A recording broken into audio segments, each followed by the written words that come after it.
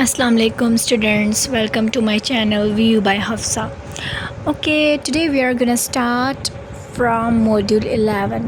Okay, module 11 से हम start करते हैं। अच्छा, इसका फर्स्ट टॉपिक है बिट्स।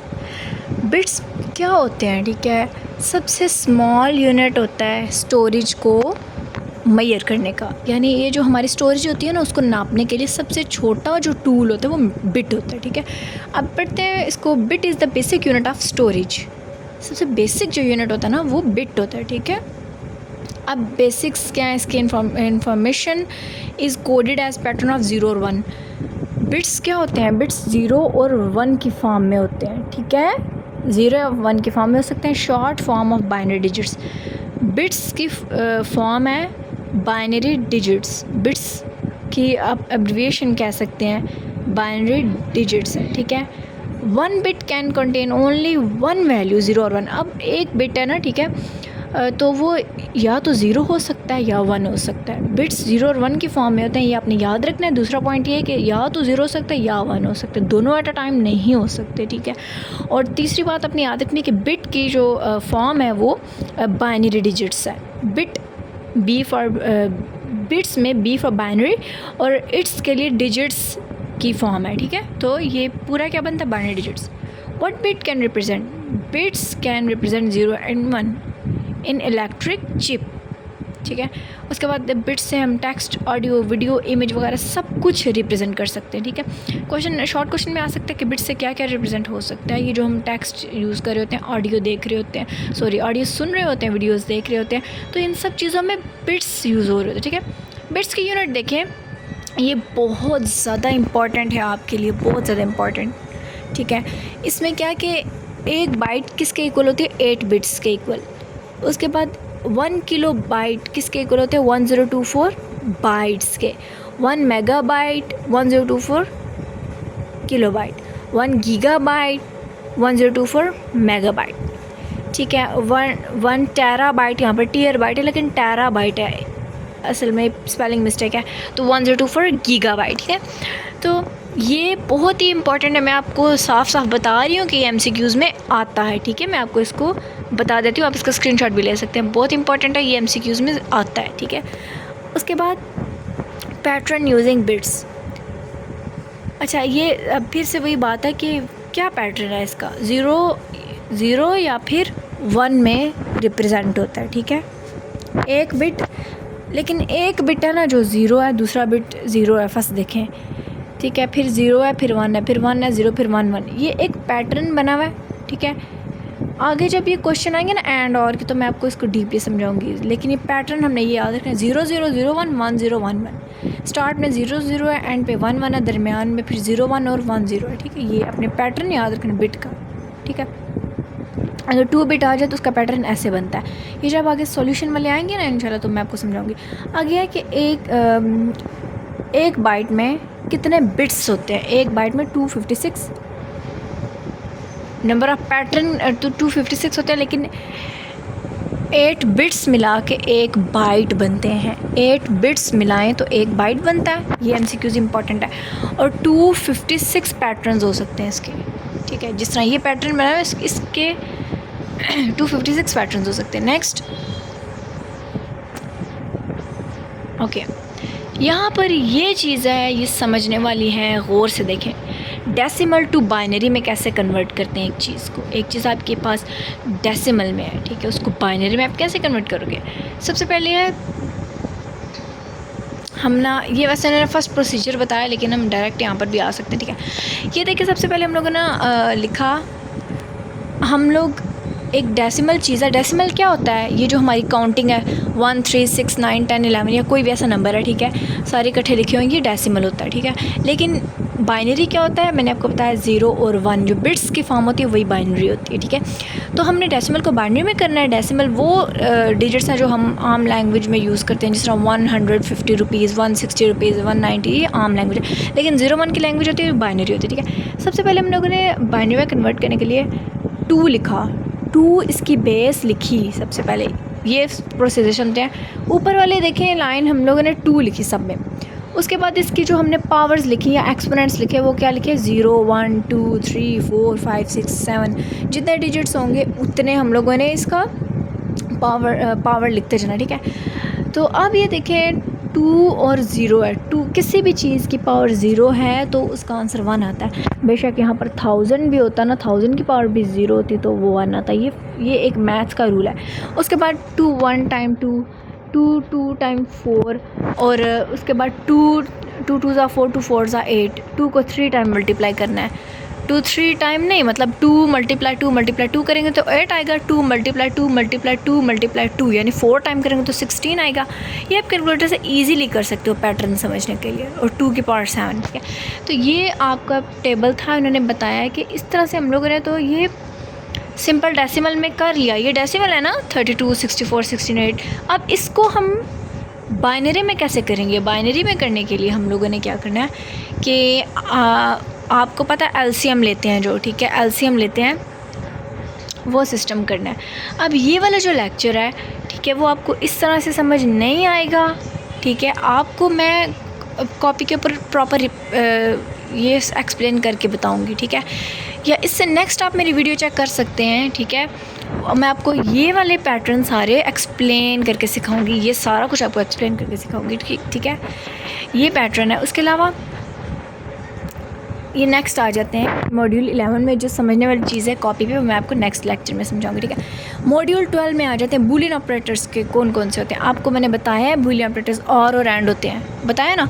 तो मैंने आपको ये बताया था कि नेक्स्ट मॉड्यूल्स में हम लोग इन चीज़ों के बारे में बहुत डीपली पढ़ेंगे, तो वो टाइम आ गया है। ठीक है, डिटेल में पढ़ने का। तो अब हम पढ़ते हैं कि it is convenient to image that the bit 0 represent the value false. आपको पता है कि ज़ीरो किसके लिए, बिट 0 किसके लिए यूज़ होता है? फॉल्स, अगर आंसर फॉल्स है। और बिट 1 किसके लिए यूज़ होता है? अगर आंसर ट्रू है।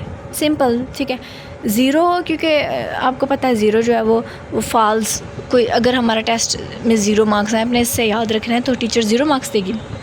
वो फॉल्स होगा तो देगी 0 मार्क्स। और 1 हमने याद रखना है कि टीचर कुछ ना कुछ तो नंबर दे देगी क्योंकि वो थोड़ा बहुत ठीक होगा। तो इसलिए ट्रू फॉल्स हमने याद रखना है। 0 बिट के लिए फॉल्स यूज़ होगा, 1 बिट के लिए ट्रू यूज़ होगा। Operations that manipulate true false values are called Boolean operations. ऐसी मैनिपुलेशन, ऐसी कैलकुलेशन जो ट्रू फॉल्स में हमें आंसर दे, वो बूलियन ऑपरेशंस होते हैं। बूलियन ऑपरेटर्स एंड और आर होते हैं। ठीक है, क्योंकि एंड और आर भी ट्रू फॉल्स पे काम करते हैं। और ऐसे ऑपरेटर जो ट्रू फॉल्स पे काम करें वो ऐसे मैनिपुलेशन क्या कहलाती है? Boolean operations. ठीक है, in honour of the mathematician George Boole. अच्छा, जॉर्ज बूल, बूल से अपने नाम याद रखना है, बूलियन। बूलियन किसने रिप्रेजेंट किया था? जॉर्ज बूल ने, 1815 to 1864। डेट इंपॉर्टेंट है, MCQ में आ सकता है। ठीक है, who was a pioneer in the field of mathematics called logic. George Boole जो लॉजिक की मैथमेटिक्स की लॉजिकल जो फील्ड थी उसमें एक्सपर्ट हम कह सकते हैं था, जॉर्ज बूल नाम था उसका। ठीक है, और अब ये है बूलियन ऑपरेटर्स में एंड आ जाता है, आर आ जाता है, ज़ॉर आ जाता है। ज़ॉर क्यों होता है? ज़ॉर का मैं आपको बताऊंगी, अगर ये दोनों चीज़ों का मिक्सचर हो तो ज़ॉर होता है। ठीक है, एंड के बारे में हम पढ़ते हैं। एंड ऑपरेटर क्या होता है? It produces the output as 1 and one both of input are 1। ठीक है, समझने की बात है। एंड और आर यहाँ पर आ जाएं टेबल पे डीपली इसको समझने के लिए। मैंने आपको बताया था ना कि आपका जो पैटर्न है ना इनपुट का, वो सेम रहेगा, एंड और आर दोनों में सेम रहेगा। ये देखें पैटर्न याद है ना आपको, 0 0, इसको छोड़ दें, सिर्फ ये 0 0 0 1 1 0 1 1, ये पैटर्न आपको याद होना चाहिए। अब ये एंड वाला पहले ब्लॉक समझ लेते हैं। आपकी एक स्ट्रिक्ट सी टीचर है, ठीक है, वो बोलती है कि अगर आपके दोनों आंसर ट्रू हुए तब मैं आपका ट्रू करूँगी। एंड का मतलब है और, यानी पहला आंसर और दूसरा आंसर दोनों आपके ठीक हुए तो मैं आपका ट्रू करूँगी, तो आपको नंबर मिलेंगे ट्रू में, वरना आपको नंबर नहीं मिलेंगे। अब देखें 0 0 है, दोनों इसके आंसर गलत हैं तो टीचर ने 0 मार्क्स दे दिए। ठीक है, उसके बाद 0 1 है, 0 1 में से टीचर ने बोला था कि दोनों आंसर ठीक होने चाहिए, फिर ही आपको 1 नंबर मिलेगा। तो ये तो दोनों में से एक ठीक है, तो टीचर ने 0 मार्क्स दे दिए, स्ट्रिक्ट टीचर है। नेक्स्ट आ जाए 1 0, 1 0 में भी दोनों में से एक सही है बस। तो टीचर ने क्या बोला था, शर्त रखी थी कि दोनों ठीक हुए तभी मैं आपको मार्क्स दूंगी, तो टीचर ने यहाँ पर भी आपको 0 मार्क्स दे दिया। अब लास्ट पे आपके दोनों आंसर ठीक हुए तो टीचर ने आपको 1 मार्क दे दिया। ये एंड है, इसका मतलब है और, ठीक है। फिगर भी आपने इस तरह से याद रखनी है, एंड में ये फिगर है और में आपके पास दूसरा ऑप्शन, तीसरा ऑप्शन होता है, ठीक है, आउटपुट में। एंड में आपके पास दोनों रिज़ल्ट ठीक हों तब भी सिर्फ ठीक होता है, बाकी कोई ऐसी कंडीशन नहीं होती जब आप आंसर 1 लेके आओ बिट का आउटपुट में। और में क्या होता है, आर होता है या। अब एक टीचर है थोड़ी सी पोलाइट है, वो कहती है आपका फर्स्ट आंसर ठीक हो या फिर सेकंड आंसर ठीक हो, और का मतलब है या, तो मैं आपका ठीक कर दूंगी। तो अब देखें 0-0 पैटर्न में टीचर ने तो 0 मार्क्स दे दिए क्योंकि दोनों गलत थे। 0-1 में एक तो ठीक था इसलिए टीचर ने मार्क्स दे दिए, थोड़ी पोलाइट टीचर है और वाली। 1-0 में भी एक आंसर ठीक है तो टीचर ने 1 दे दिया, और 1-1 में दोनों आंसर ठीक है तो टीचर ने कन्फर्म 1 दे दिया। ये जो एग्ज़ाम्पल मैंने आपको दिया है वो सबसे इजी एग्ज़ाम्पल है, ईजीएस्ट एंड और आर का समझने के लिए। अब ये एंड और आर में ऑपरेशंस में उन्होंने सेम ये चीज़ बताई हुई है, लेकिन मैंने आपको डीपली समझा दिया था कि इसके रिलेटेड कोई भी क्यूरी आ जाती तो आप उसको सॉल्व कर लेते हैं। ज़ौर क्या है, ठीक है। अच्छा, ज़ौर को एक्सक्लूसिव और बोलते हैं, ठीक है। एक्सक्लूसिव और एक्सक्लूसिव से रिप्रेजेंट करता है, और आपको पता है produces output of 1 when both input are different. अब देखें ज़ौर क्या है। ज़ौर ये है कि 0 रिप्रेजेंट करता है कि जब दोनों इनपुट सेम हो। ज़ौर क्या करता है, जब दोनों इनपुट सेम हो तो 0 रिप्रेजेंट करता है, ठीक है। अब मैं देखूँगी कि ज़ौर का टेबल नीचे बना होगा, ये देखें, आ जाएं इसके ऊपर, ठीक है। अब देखिए 0-0 ज़ौर में क्या होता है, 0-0 का आंसर 0 ही होता है, ठीक है। 1-1 ये दोनों सेम है तो इसका आंसर 0 होगा। जो चीज़ें सेम हों उनका आंसर 0 होता है, जो चीज़ें सेम ना हों उनका आंसर 1 होता है। 0-0 सेम है तो इसका आंसर 0 है, 1-1 सेम है तो इसका आंसर 0 है, बाकी चीज़ें सेम नहीं है तो उनका आंसर 1-1 है। ये ज़ौर है, एक्सक्लूसिव और, ठीक है। अगेन मैं समझा देती हूँ कि जब दोनों चीज़ों का आंसर एक्सक्लूसिव और में या ज़ौर में दोनों का आंसर सेम हो तो फिर हम लोग उसको 0 लिखते हैं। 0-0 पहला है तो उसमें 0 लिखा, 1-1 भी सेम है तो 0 लिखा, बाकियों में हम क्या लिखते हैं, 1-1 लिखते हैं, ठीक है। बाकियों में और की कंडीशन यूज़ करते हैं, यानी दोनों में से एक भी ठीक हो गया तो 1 आपको मार्क मिल जाएगा, ठीक है। तो बाकियों में और ज़ौर से याद रखना, और भी यूज़ हो रहा है, और एक्सक्लूसिव के लिए हमने क्या करना है, जो सेम चीज़ें उसके लिए 0 यूज़ करना है। अच्छा, ऊपर आ जाते हैं। ज़ौर का समझिए, नॉट ऑपरेशन क्या होता है, ये उल्ट होता है बिल्कुल, ठीक है। इसमें 2 ही चीज़ें यूज़ होती हैं, 1 और 0। ये देखिए, इसका अगर आपके पास इनपुट 0 है तो आउटपुट 1 आ जाएगा, अगर इनपुट 1 है तो आउटपुट 0 आ जाएगा। बस सिंपल सा ही इसमें 2 चीज़ें यूज़ हो रही होती हैं, ठीक है। आंसर जो भी हो, आपका इनपुट जो भी हो उसका उल्ट करेंगे ना तो आपके पास इसका आउटपुट आ जाएगा नॉट का, ठीक है। नॉट उल्ट होता है, आप ये समझ। तो मैंने आपको डीपली समझा दिया है कि इस फिगर। अब इसके रिलेटेड ऊपर जो क्वेश्चन बना हुआ है ना, ये ऊपर क्वेश्चन इसी के रिलेटेड बने हुए हैं सारे, आपने परेशान नहीं होना। तो मैंने आपको टेबल इसलिए डीपली समझा दिया ताकि इसके रिलेटेड कोई भी आपके पास क्वेश्चन आता है तो आप इसको सॉल्व कर लो, ठीक है। अच्छा, नेक्स्ट उन्होंने बताया है कि बूलियन ऑपरेशंस के एग्जांपल के साथ उन्होंने बता दिया सिंपल। अब एक पैटर्न चल रहा है, ठीक है। एक पैटर्न चल रहा है 0-0 और अच्छा, ये भी मैं आपको कॉपी पे समझाऊंगी, थोड़ा सा लेंथी है टेबल। नेक्स्ट आ जाते हैं, जो कॉपी पे समझाने वाली चीज़ें वो मैं आपको कॉपी पे ही समझाऊंगी। हेक्साडेसिमल नोटेशन के बारे में समझते हैं, इंपॉर्टेंट है। हेक्साडेसिमल नोटेशन की क्यों ज़रूरत महसूस हुई थी, ठीक है। जबकि हमारे पास बिट्स बाइट में चीज़ें थी तो हमें हेक्साडेसिमल की क्यों महसूस हुई थी कमी। अब मैं आपको ये इसका आंसर देती हूँ। अच्छा, पहले ना बिट्स और बाइट की जो बात करते हैं हम लोग, वो हमारे पास डेसिमल से बाइनरी में कन्वर्ट करना, ये चीज़ें बाइनरी से डेसिमल में, सॉरी, तो ये चीज़ें एक इसकी लिमिटेशन होती है, ठीक है। अब हेक्साडेसिमल क्या करता है कि वैसे आपको पता है कि जो डेसिमल नंबर सिस्टम है 0 से लेकर 9 तक, उनको हम रिप्रेजेंट कर सकते हैं डेसिमल को, ठीक है। कंप्यूटर साइंस की फील्ड में हम डेसिमल में 0 से 9 नंबर आते हैं, ठीक है। अब आपको ये समझना चाहिए कि 9 से ऊपर अगर कोई नंबर आ जाए तो फिर हम क्या करेंगे, उसके लिए हम क्या यूज़ करेंगे, कोई तो मेथड ऐसा होगा। तो उसके बाद जब 9 से ऊपर भी कोई भी चीज़ डेसिमल में नहीं आ रही थी, तो फिर ये सोचा गया कि हम ऐसा क्या करें कि ये वाला मसला हल हो जाए। ये तो डेसिमल नंबर सिस्टम में तो एक लिमिट आ गई है 9 तक, क्योंकि ये तो 0 से 9 होता है और बाइनरी तो 0 से 2 होता है, जिसके अंदर सिर्फ 0 और 1 आते हैं, ठीक है। और तो इसलिए हेक्साडेसिमल नोटेशन इजाद हुआ था ये कॉम्प्लेक्सिटी को सॉल्व करने के लिए कि जब कोई बहुत ही बड़ा डिजिट आ जाए तो हम इसको यूज़ कर सकें। लेट्स सपोज़ यहाँ पर एक एग्जांपल है 1001 100001, ये हेक्साडेसिमल का हिस्सा है, ठीक है।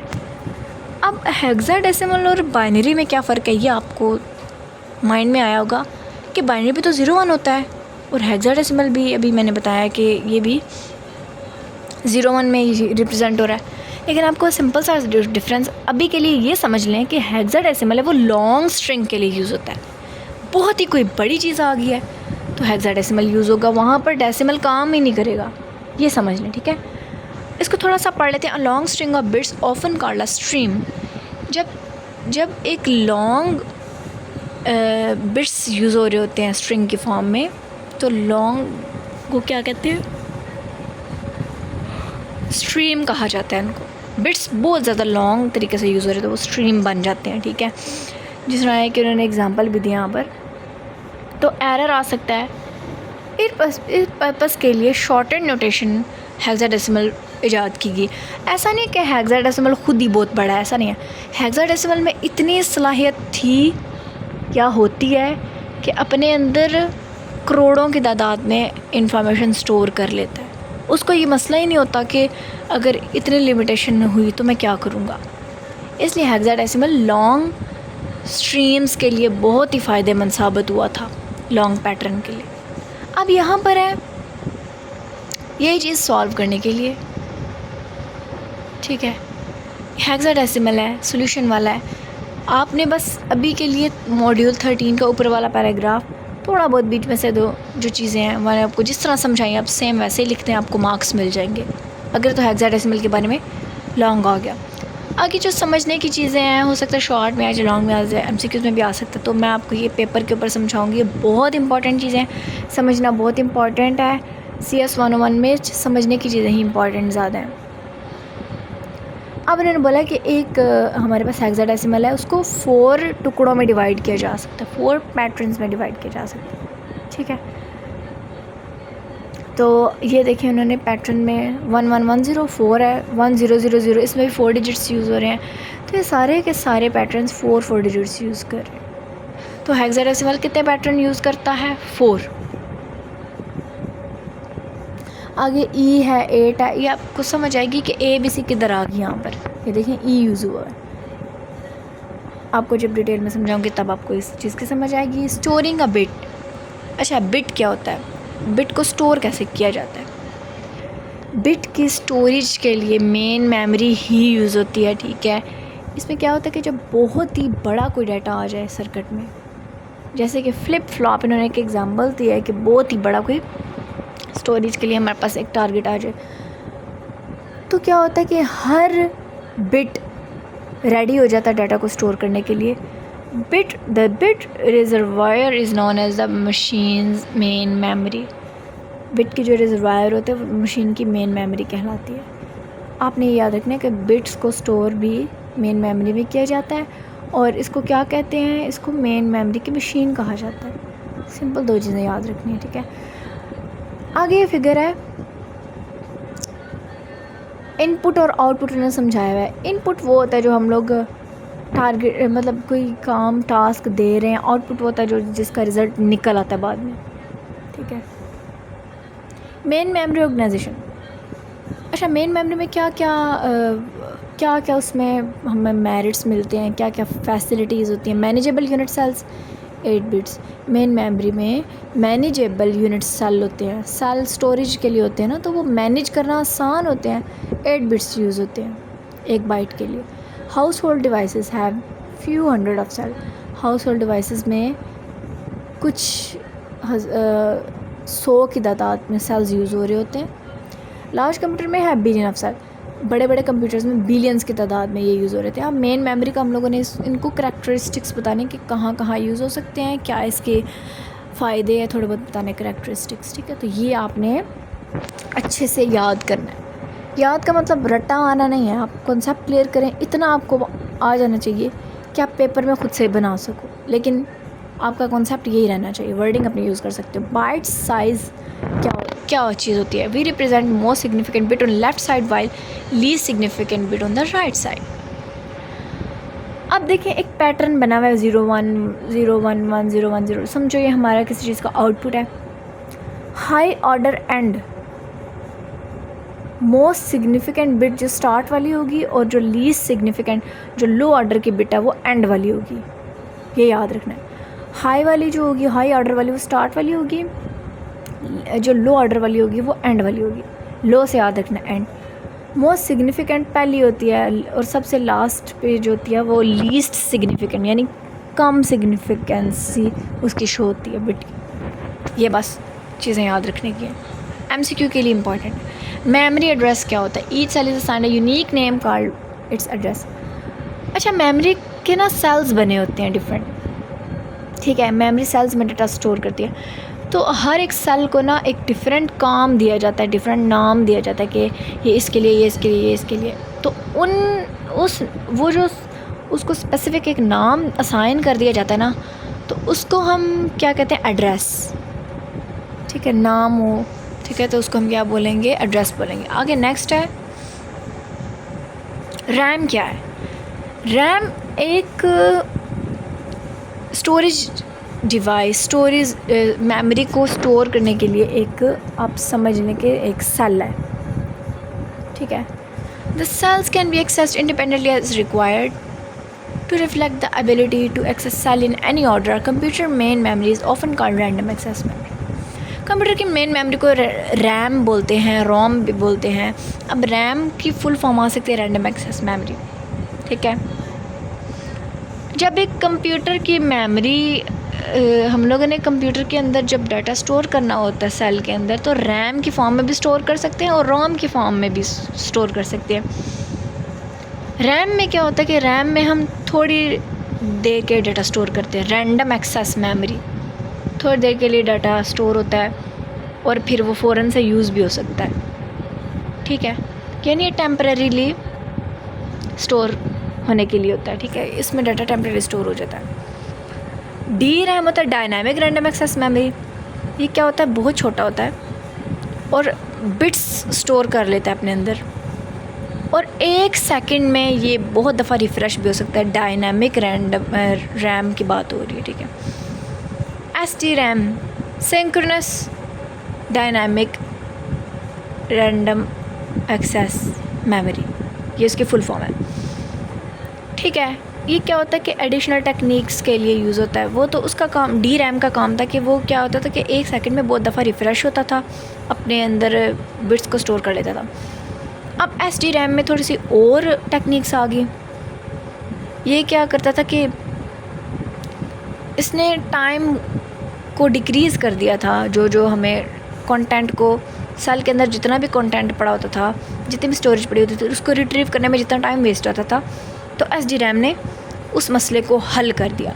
आपको पता है पहले रैम आया था, फिर उसकी एक टाइप आई थी डी रैम, फिर डी रैम से आगे most advance S D RAM आ गया था, क्योंकि उन्होंने टाइम की बचत भी करनी थी, वेस्टेज ऑफ टाइम ना हो। ठीक है, तो जैसे जैसे टाइम गुजरता गया, चीज़ें टेक्निक्स न्यू आती गई। मॉड्यूल 15 पे चलते हैं। मैग्नेटिक सिस्टम क्या होता है? अच्छा, मास स्टोरेज सबसे पहला मैग्नेटिक सिस्टम में हमारे पास टॉपिक है। ये क्या होता है?